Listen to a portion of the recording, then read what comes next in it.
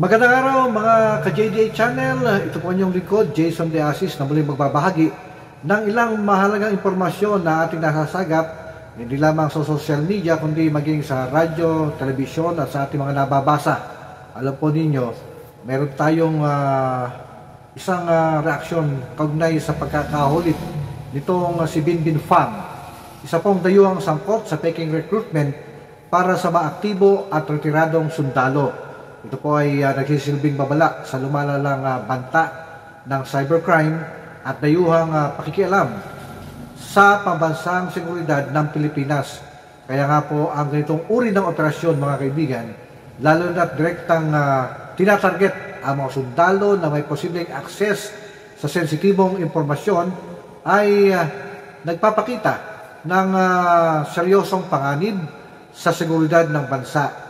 Hindi po biro ang implikasyon ng pag-recruit sa mga may karanasang militar, lalo na kung ang layunin nito ay paniktik laban sa interes ng Pilipinas.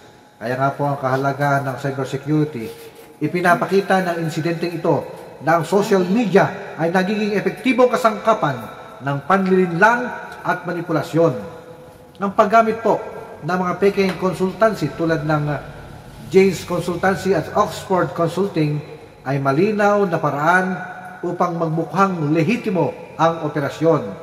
Kailangang paigtingin ng gobyerno ang kampanya laban sa cybercrime at maglagay ng mas mahigpit na regulasyon sa mga social media platform. Ang mabilisang pagtukoy at pagsugpo sa ganitong uri ng panloloko ay mahalaga upang maprotektahan ang publiko. Bagamat mahalaga ang pagkakahuli kay Binbin Pham, hindi dapat dito magtapos ang pagsisiyasat. Dapat tiyakin na ang mga kasabwat niya tulad ng tinutukoy na alias Nancy ay mapanagot din sa batas. Ang tuloy-tuloy na operasyon upang matukoy kung ang iba pang sangkot ay lokal o dayuhan ay kritikal upang masira ang buong network ng panloloko at masiguro na hindi na ito mauulit. Kaya nga po dapat ang ating publiko ay maging alerto. Ano po? Ang insidente ito po ay dapat maging aral para sa publiko, lalo na sa mga nasa sektor ng militar na mag-ingat sa mga alok na masyadong maganda upang maging totoo. Ang edukasyon tungkol sa cybersecurity at pagpapalaganap ng kamalayan ukol sa mga scam na tulad nito ay mahalagang bahagi ng programa ng ating gobyerno at pribadong sektor. Dapat sanayin ang mga mamamayan na maging mapanuri sa impormasyon na kanilang tinatanggap, lalo na sa online platforms. Kaya nga po, ang matagal na pananatili ni Binbin Pham sa bansa ng iligal ay nagpapakita ng kahinaan sa sistema ng imigrasyon at regulasyon sa mga dayuhang manggagawa. Kailangang maging mas mahigpit ang ating pamahalaan sa pagbabantay sa mga dayuhang naninirahan at nagtatrabaho sa Pilipinas upang maiwasan ang ganitong insidente.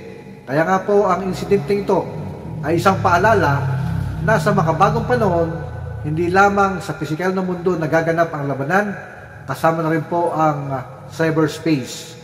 Kaya nga po sa ating pong konklusyon, mga kaibigan, ang gobyerno, pribadong sektor at mamamayan ay kailangang magtulungan upang labanan ang banta ng cybercrime, tiyakin ang seguridad ng bansa at itaguyod ang pagiging mapanuri sa impormasyon.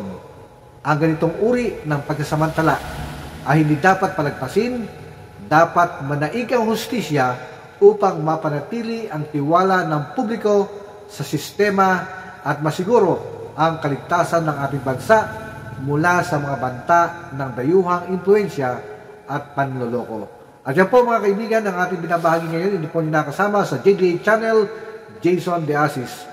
Ugaliin tumutok. Maraming salamat po.